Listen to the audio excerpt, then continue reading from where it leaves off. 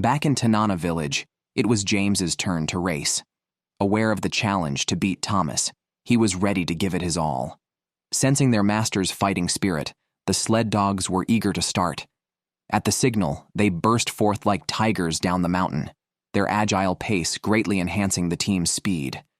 James reached the first checkpoint 40 seconds faster than Thomas, setting him on a path to potentially win. The Moore family watched nervously as James's team sped up, seemingly powered by an unseen force. However, an unexpected incident occurred. The lead dog had a seizure due to overexcitement, forcing James to place it on the sled. This cost him a lot of time, and with one less dog, the team's pace slowed. James finished in 58 minutes, 2 minutes slower than Thomas, allowing the Moore family to relax, having secured first place. Despite his loss, James's performance still earned the audience's recognition. On the other side, Joey had caught a large wolf king, leading a very large pack, a feat not seen in years in the village. Finding his father, Joey presented the wolf king. Stan was astounded, never expecting his son to capture such a significant trophy. Praising his son generously, it was time for Joey's coming-of-age ceremony. Charlie, as the most respected hunter in Tanana village, conducted the ceremony. With Joey looking on expectantly, Charlie presented him with a wolf tooth, officially declaring him a true hunter. At that moment, Joey felt an immense honor, having finally earned the village's respect. By early March, temperatures should have been a few degrees above zero, but an unexpected cold snap brought them down to minus 20 degrees Celsius. This severely impacted Moore's plans, as sled dogs are not well adapted to such low temperatures, requiring more energy and care from their owners. Just a week earlier, the Moore family had won the sled dog race championship, and it should have been a crucial time for selling puppies. However, the cold weather delayed these plans. Worse still, Courtney, 5 months pregnant, could no longer engage in physical work, putting a strain on caring for the puppies. To maintain stable operation of the kennel, Moore had no choice but to seek help from outsiders. He called LaVille, who was new to Alaska. Seeing his refined appearance, Thomas was full of doubts, wondering if he could be reliable. Moore took him to a small cabin, LaVille's new living quarters, but LaVille was displeased with the primitive conditions. Coming from the city, he was unaccustomed to rural life and regretted his decision. Nevertheless, he decided to give it a try. However, the biggest issue was that he had never cared for dogs before, and now he was tasked with looking after 50 of them. Thomas, seeing his clumsy efforts, could only smile to mask his embarrassment, already convinced that LaVille was not quite up to the task. On the other side of the village, James decided to seize the Moore's business. He devoted himself to caring for the sled dogs to make them more competitive. In addition to dog care, he had been the town's top lumberjack for many years. Due to the cold snap, the demand for wood was higher than ever, but he couldn't manage alone. His 15-year-old son, Francis, seemed the perfect assistant. James handed over the wood business to him. The timber yard, located 10 kilometers from the village, required Francis to move quickly to save precious time. However, an accident occurred when his snowmobile suddenly shut down. He tried to fix it, but failed and had to walk home. Francis had suggested vehicle maintenance days before, which James had ignored. Now, this problem had arisen, and James bore the undeniable responsibility. Hours passed, and James, worried, drove out to find his son. He eventually saw Francis walking home. Together, they returned to the snowmobile. James checked the problem while chastising his son for always damaging the snowmobile. However, the rebellious son disagreed, pointing out that the snowmobile had run 7,000 miles and was overdue for maintenance. Angered by this revelation, James realized his son had often been joyriding, contributing to the wear and tear. But arguing wasn't helpful. The priority was fixing the snowmobile, as the lumber business couldn't wait. Back in the village, James made a tough decision. He planned to sell 2 dogs to buy a new snowmobile for his son. The market was 90 kilometers north, requiring an overnight trip. The next day, James returned with a new snowmobile. Francis was energized, eager to chop wood. After several busy hours, he completed his father's lumber order but didn't stop there. Wood prices had risen to $400 per stack, and the town's biggest customer was the water plant, managed by Charlie. Charlie watched the young man hustle and informed him that his father had already taken the payment. Stunned, Francis learned that payments were typically made upon delivery. He had not expected his father to deceive him this way. He went to confront his father. At home, he demanded the money directly, only to learn the truth. James hadn't sold any dogs, but had taken an advance on all wood orders from Charlie, knowing his son would take the water plant's order. Indeed, the old are cunning. Disheartened, Francis realized he had borne all the responsibility and would continue to work hard. Silently, he vowed to leave home when he grew up. A week after the wolf hunting incident, Joey, now calm, was busy with work. It was early March, and the trapping season was nearing its end. He and his father Stan were preparing to close down their hunter's cabin in the forest. They had been traveling for an hour when the sled dogs suddenly stopped. Stan, now 63 years old, and the aging sled dogs were losing strength, particularly the lead dog Lop, who, due to a shoulder injury, could only lie down to rest. Eventually, Stan placed Lop on the sled, and the team continued on. Impatient with his father's delays, Joey decided to reach their destination first. Hours later, Stan arrived at a riverbank, the Taz River, which was showing signs of thawing. He used a stick to measure the ice thickness and felt uneasy about its condition. With no other choice, he took a risk. At his command, the sled dogs surged forward. They were intelligent and aware of the grave situation, exerting all their strength. Unfortunately, the thick snow slowed the snowmobile, and an accident soon followed. The snowmobile overturned, and Stan fell into the water. The photographer hurried over as Stan called out, restarting the dog team.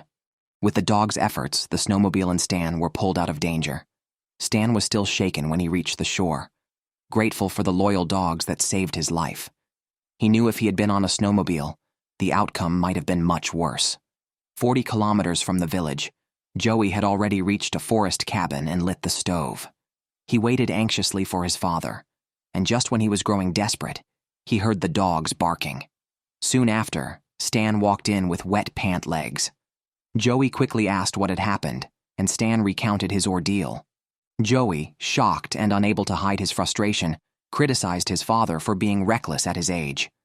Due to the low nighttime temperatures, they decided to postpone further work until the next day. The following day, they began closing up the cabin to prevent bears from tearing it apart in the summer. For sustainability, they needed to mitigate risks early. Stan applied bear repellent liquid around the cabin and sealed the windows. After hours of work, they finally secured the cabin and prepared to head home. However, the temperature had risen above zero, worsening the river thaw and complicating their return. Experienced Stan decided to look for another way out. He ventured through the forest to the river, only to find the situation even worse. Reluctantly, they had to backtrack. Eventually, they reached the riverbank near where Stan had nearly fallen in. He checked the ice again while Joey stood ready on the shore. As feared, the ice was thinner now. Lightly touching it caused a large section to collapse, with the surrounding areas also looking unstable. Yet, they had to cross to get home. Joey decided to lead the way. He increased the throttle, and his snowmobile shot out like an arrow. Stan's sled followed closely. Perhaps it was their determination, but they managed to safely cross the river. Once ashore, they stopped to rest, sharing a smile. Living in Alaska, accidents could happen at any time, and risking their lives was a common occurrence. This time, their gamble had paid off again. They then made their way back to the village without further incident. As a new day dawned, Stan was busy repairing a broken snowmobile when he suddenly heard the sound of an airplane. There is only one flight a day to Tanana village, and this plane was not scheduled, indicating something was wrong. Stan, who is the captain of the town's volunteer fire brigade, rushed over to see if he could help, fearing an emergency medical situation in the village. Arriving at the office, he picked up the radio and heard bad news. Moore's wife had suddenly fainted and needed urgent transportation to Fairbanks for medical care. On a less urgent note, Moore and Thomas were dealing with a disgusting task they preferred to avoid, expressing the anal glands of puppies to maintain their hygiene and comfort. This unpleasant job was passed on to the newcomer, LaVille, the low man on the totem pole who was dismayed as this was not what he had signed up for. However, to keep his job, he reluctantly performed the task. Perhaps as a reprieve, a heavy snowfall began, and Moore took this chance to teach LaVille how to drive a snowmobile. Thomas gave him some tips and started the snowmobile, dragging LaVille behind. The fast speed and the icy wind made it painful for LaVille, who struggled to keep his eyes open due to the sting and the minus 30 degrees Celsius temperature, feeling an urge to cry from the overwhelming job. Just when LaVille felt he couldn't endure any longer, Thomas praised him generously at the end of the lesson, warming LaVille's heart and bringing a smile to his face. He felt the job might not be too bad after all. After a short rest, it was time for the daily training session to keep the sled dogs in top form, especially with competitor James watching keenly. Moore could not afford to be careless, but he was frustrated by LaVille's clumsiness. Once everything was ready, Thomas led the dog team out from dawn, working non-stop, leaving LaVille exhausted. Yet as soon as he sat down to rest, Moore glared at him. The exploitation by the capitalist never stopped, and soon Courtney came to urge LaVille back to work. After preparing the puppies, Courtney also left for training, allowing LaVille a brief moment to relax and grab a drink, which Moore disapproved of, thinking LaVille was too lazy. When Courtney returned from walking the dogs, she was upset to find that LaVille was not waiting as expected, deepening the tensions between employer and employee, a common misunderstanding in such relationships. As time passed, Tanana village entered April, and temperatures finally rose above zero, marking the time for goose hunting. However, Moore could not participate as his wife was hospitalized in Fairbanks with a grim prognosis, having been airlifted there days earlier. With his wife's condition and James's threat to his dog breeding business, Moore had to entrust the kennel to inexperienced LaVille, who felt overwhelmed. Previously having only cared for 2 cats, he now faced the daunting task of looking after 50 puppies. With no other options, he could only watch as Moore left. In Fairbanks, Moore and his daughter Courtney were talking with the attending physician. It turned out his wife's aneurysm had reached a critical stage, a level 4 or 5, and required surgery. However, the procedure was highly risky, with only a 20% chance of success. This news was devastating and left them deeply unsettled. Back home, LaVille found himself overwhelmed with work. During a training session, one puppy escaped because the leash was not properly secured. Despite LaVille's calls, the puppy did not return, complicating matters further as he now had to find the missing dog. To make things worse, the snowmobile wouldn't start because he had forgotten to refuel. Left with no choice, he had to rely on a dog sled for the search, leading to a crash due to his inexperience. Meanwhile, Moore was anxiously waiting in Fairbanks. His wife had undergone an 8-hour surgery and was in a drug-induced coma. They would not know if the surgery was successful until she woke up. In the city, LaVille was still searching for the lost dog. Despite going far, he found no trace of it and was frantic, knowing that if the puppy encountered wild animals, its chances were slim. After hours of searching without success, LaVille considered fleeing due to his failure. However, as he headed home, he found the puppy had returned on its own, much to his relief. 40 hours after the surgery, Moore's wife had not yet awakened, and they had prepared for the worst. Finally, the doctor brought some positive news. She had woken up and regained full consciousness, but would need to continue treatment in Fairbanks for another 2 months. Hearing this, they breathed a sigh of relief. As spring arrived, signaling the end of the long winter, the villagers had been cautious with their meat consumption to manage food resources. Now they hoped to improve their meals as the migrating geese were returning.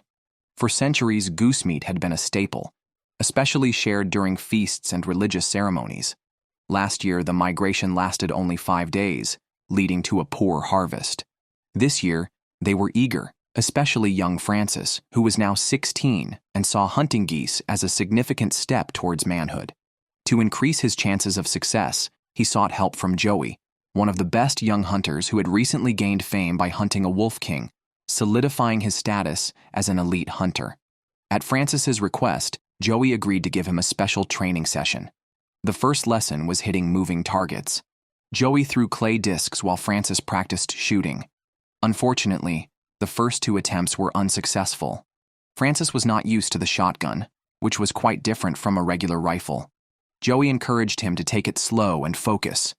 By the 4th shot, Francis hit the target, regaining his confidence and improving with each subsequent shot. The next morning, a few geese appeared, signaling the imminent arrival of the migrating flock. The villagers set out for a fishing lake 25 kilometers away, adhering to the tradition of first come, first served at the hunting spot. Previously, Charlie was always the first to arrive, but this year he was thwarted by his unreliable son, Bob, who was late. Since the incident last winter when Charlie forced Bob into the water to retrieve an ice pick, Bob had become rebellious, unwilling to live this way. As the sun rose, numerous potholes appeared on the river, now a highway of ice, posing a significant risk to snowmobile travel, and Bob's tardiness only fueled Charlie's anger. In another part of the village, Joey was eager to depart, but his father Stan was not yet ready. For 2 consecutive years, Stan had slowed Joey down, which greatly frustrated him. Despite his reluctance, Joey could not voice his frustration, because the journey was too dangerous to undertake alone, and they needed to travel together. After an anxious wait, Stan was finally ready to leave, albeit an hour later than planned. Charlie thought Bob was still in bed, but in reality, he was busy chopping wood. After a long winter, their wood supply was nearly depleted. Recently, Bob had been contemplating whether to continue the family traditions or seek fortune in the city. Today's wood chopping was meant to reinforce his decision to continue living this way. As Charlie grew impatient, Bob finally arrived, late. At their meeting, Charlie's complaining deeply disappointed Bob, who just wanted to make amends for past mistakes, only to find the situation worsening. After their argument, they finally set off. Upon reaching their destination, Charlie's anger proved justified, as most hunting spots were already taken by others. Similarly, Stan and Joey had been searching for a good spot for half an hour with no luck. In a dramatic turn, both families found themselves eyeing the same spot, but it could only accommodate 2 people. After a silent standoff, Charlie suggested settling the dispute through a competition, to which Stan agreed. However, Joey disagreed, not wanting to waste time on what he saw as a trivial contest. He preferred to search for another hunting spot. Seeing his son unwilling to cooperate, Stan had no choice but to compete alone. The competition began with young Bob shooting first, hitting 3 out of 5 clay discs. It was then Stan's turn, and the experienced hunter proved more precise, hitting 4 discs. Finally, it was Charlie's turn. He needed a perfect score to beat Stan. Under pressure, Charlie excelled, hitting all his targets and securing the spot for himself. Joey cursed and left with his father. Meanwhile, in Tanana village, James had not yet departed. Knowing the fishing lake was crowded with hunters, he decided to head to a different location, the Squaw Crossroads, which was only half as far but much more dangerous because it was a marshland. Last year, his cousin George had drowned there while returning from a goose hunt. To prevent accidents, he refused to let his son Francis come along, which deeply upset Francis. After all his preparations, he had no role to play, and reluctantly, he went home. As James neared his destination, the journey became increasingly perilous. Fortunately, he arrived safely and began waiting for the geese. Meanwhile, Charlie and Bob, having settled their dispute, were among the luckiest, spotting a large flock of geese approaching. However, Bob's shooting was off, angering Charlie, who took hunting seriously.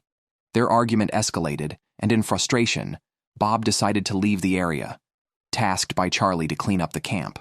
At the crossroads, James tirelessly called out to the geese. His efforts paid off when a few flew by, one of which he shot down. His good fortune continued as a large flock approached, leaving him overwhelmed with targets. Decisively, he took a shot at the flock, knocking down a goose, followed by a series of successful shots, hitting every target. This was his best performance in years, facilitated by the absence of other hunters, which made the geese less cautious. Reflecting on the past when George hunted alongside him, James felt a poignant sense of loss. Living in Alaska, where accidents and the uncertainty of tomorrow are ever present, he prepared to return home with his day's catch, reflecting on the transient nature of life. At the fishing lake, Stan and Joey finally found a hunting spot, but it was poorly located. They had no luck in hunting, as the geese flying by were too high to hit. Continuous failures made Joey increasingly irritable, and the small shelter made it uncomfortable for 2 large men to squeeze together. After several attempts, Joey decided to go it alone and asked his father to head home early. After some thought, Stan accepted his suggestion. Despite the dangers of solo hunting, it was time for his son to handle things on his own. To prove himself, Joey rearranged the bait and built a smaller, better camouflaged blind. Everything was ready, and he just waited for the geese to arrive. As night fell, the next day dawned quietly. Joey, eager to prove his ability to provide for the family, was hopeful. Soon, several geese appeared on the horizon. Joey stood and shot, quickly bringing down a goose but continued aiming at other targets. After the gunfire, another goose fell straight down. Joey had scored a double hit, which left him extremely excited. After his successful shooting spree, he had harvested many geese, enough to prove himself. Now he was ready to take the meat home, hoping his father would be pleased. Elsewhere at the fishing lake, Charlie was still hunting geese with precise shooting, always leaving a few lucky ones each time the flock passed. However, while picking up the geese, he noticed a terrible sign. The river water had started to seep onto the ice, indicating a rapid thaw. For safety, he needed to leave quickly, so he powered up and headed for the campsite.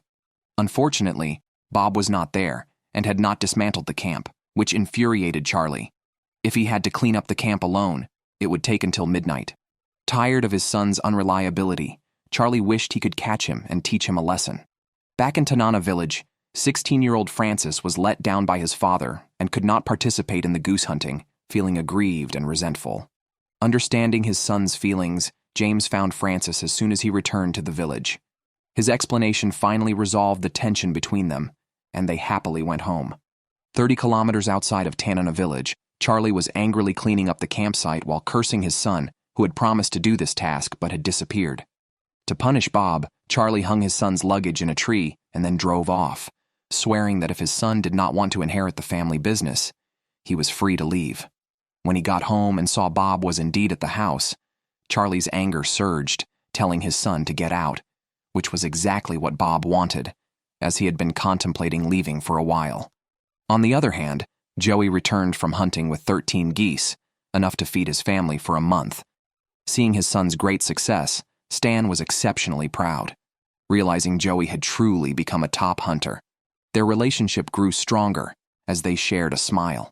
In stark contrast were Charlie and his son Bob, who had wavered for months and finally decided to leave. Before going, he sought advice from James, who had left the village after high school to attend university in the city. James recommended Prudhoe Bay, a lucrative place for technical workers in the oil fields, where salaries could reach $100,000 a year. Already certified to operate heavy machinery, this might be the right place for Bob. Sometimes, leaving means growing, and he was ready. The goose hunting season ended perfectly, with every villager returning fully laden. However, early May in Alaska brought bad weather. Usually by this time, the Yukon and Tanana rivers would thaw, allowing boat traffic, but this year's unusually cold spring kept the rivers frozen with 6 inches of ice, trapping villagers in the village and potentially leading to floods. In 2009, a major flood devastated Tanana village, causing significant property damage. While repairing a boat, Joey felt hungry and decided to cook a goose. However, he was infuriated to find his outdoor freezer tipped over with its contents scattered around. The residents of Tanana placed their freezers outside to save on electricity costs during winter, but in spring, this leaves them vulnerable to predators. Claw marks on the freezer indicated that a black bear was responsible. Normally, wild animals do not venture into the village unless they are extremely hungry and take risks due to the frozen rivers preventing them from fishing. Joey planned to inform his father about the bear sighting. Charlie was prepared for the worst, expecting a high probability of flooding this year based on past experiences. He planned to move some items to higher ground and needed his son's help. However, Bob had his own plans to leave for the North Slope oil fields, tired of his father's nagging. Before leaving, he wanted to say goodbye to Wen, but Charlie hoped he would stay to help through the crisis. Despite wanting to leave immediately, Bob knew his family needed him. So after much thought, he decided to stay and help. Meanwhile, the news of the impending flood reached Moore and Courtney. Although his wife needed care, Moore had to rush home because he couldn't leave the dog breeding to others. This meant potentially being separated from his wife, worsening his mood. In Tanana, Stan was also closely monitoring the flood situation while preparing for the sled dog training season. Just as he was about to take the dogs out, he discovered one missing, with blood and fur left in the snow and drag marks suggesting a bear attack. Stan, armed with a shotgun, followed the trail and found the dog had been killed and eaten, fueling his anger. Sled dogs were not only valuable assets, but also longtime family members. He vowed to make the bear pay with its life. Just then, Joey arrived and shared the news about the bear's presence, only to find he was too late. The bear had already attacked a dog at home. Joey's frustration grew as he and his father prepared a temporary alarm system using dried fish and metal sheets to create noise if the bear returned. On the other side of the village, Moore had just returned and immediately checked on the puppies with the rookie trainer, LaVille, receiving a positive response. With his house only meters from the river, a flood would be disastrous. Remembering the last flood that destroyed his dog yard, Moore was determined to move items to higher ground quickly. He called his son Thomas to help move valuable wood worth $500 from the riverbank. However, Moore's frustration with Thomas and Laville's clumsiness, exacerbated by his wife's hospitalization, made him more irritable than usual. By noon, temperatures rose further, and the water level was also rising. Meanwhile, Stan was alerting nearby villagers about the bear to prevent injuries. On their way, they spotted the bear but did not chase it as it ran towards James's house, where many sled dogs were kept, putting them in danger. The two drove quickly to inform James about the situation. Upon hearing about the black bear intrusion, James's face turned pale. He had many sled dogs in his yard, which would be easy prey for the dangerous bear. James swore to do everything possible to protect his sled dogs. The next day, the temperature rose to 20 degrees above zero, accelerating the melting of ice. 320 kilometers upstream, a village called Eagletown became the victim of a sudden dam break, suffering massive damage. This disaster was rapidly spreading downstream, not far from Tanana village. The village representatives gathered to discuss a response plan. The local deputy sheriff, Mark, chaired the meeting. He first identified several areas that needed to be evacuated quickly, then formed a search and rescue team for potential flood emergencies. After the meeting, everyone started to get busy. Tanana village has over 200 residents, most living within 100 meters of the shore. The evacuation was not just of people, but also of their valuables. It was a massive operation involving everyone. The village had over 20 vehicles, all deployed. Due to the large amount of work, gasoline consumption increased dramatically.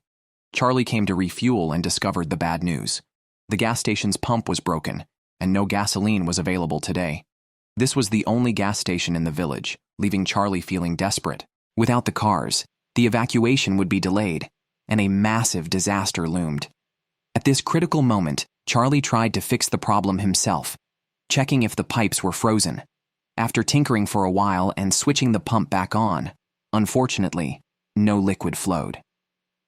The display was correct, but the problem was unclear. Now he had to dismantle the machine to further investigate the malfunction. Meanwhile, more cars lined up for fuel, increasing the urgency. After some work, Charlie removed the water pump to take it home for inspection. Meanwhile, the flood was rapidly approaching, leaving little time for the villagers. Government officials arrived by plane to measure the river and urged residents along the river to evacuate quickly. Moore, as a village representative, guided the officials and assisted their efforts. He explained the upstream geographic distribution in detail. The officials invited Moore to fly with them to observe the flood's progression. Witnessing the alarming scenes, Moore felt a surge of fear, hoping the flood would not harm the village. Meanwhile, Stan went to the lowest point in Tanana village, where circular houses were most at risk of destruction from the flood. To prevent tragedy, they decided to move the houses to higher ground, a daunting task made possible only with the help of a bulldozer. On the other side of the village, James was moving the dog kennels to higher ground. While transferring dog food, he suddenly heard urgent barking outside.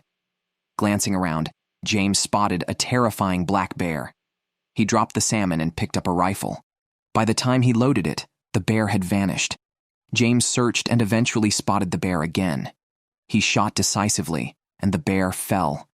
After waiting a moment to ensure it was no longer a threat, he approached and prodded it with a stick. Seeing no reaction, he relaxed, relieved that the menace to the village was finally eliminated. James felt a wave of relief and satisfaction. On the other side, Charlie returned with one last hope. He cleaned the air pump filter, reassembled it, and restarted the machine. This time, gasoline finally started flowing again. Vehicles quickly refueled and continued with the evacuation efforts. With everyone working together, the progress of moving was visibly advancing. By the end of the day, the villagers were exhausted. Meanwhile, Moore brought the latest updates. The flood was only 20 kilometers from the village, and expected to arrive in a few hours. The villagers did not know how the situation would change overnight, but they were prepared and quietly awaited the moment that would decide the fate of Tanana village. The flood was soon to reach them, and in the face of such a natural disaster, there was little humans could do but wait. The river was already cluttered with dense ice. The smokehouse on the riverbank was the first victim, destroyed in just a few seconds. Just when the villagers were most anxious, good news arrived. The ice downstream was moving quickly, significantly relieving the pressure on Tanana village. Seeing the disaster moving away step by step, the villagers were sincerely relieved. Although the immediate crisis was averted, they still faced several days of hard work to move their belongings back.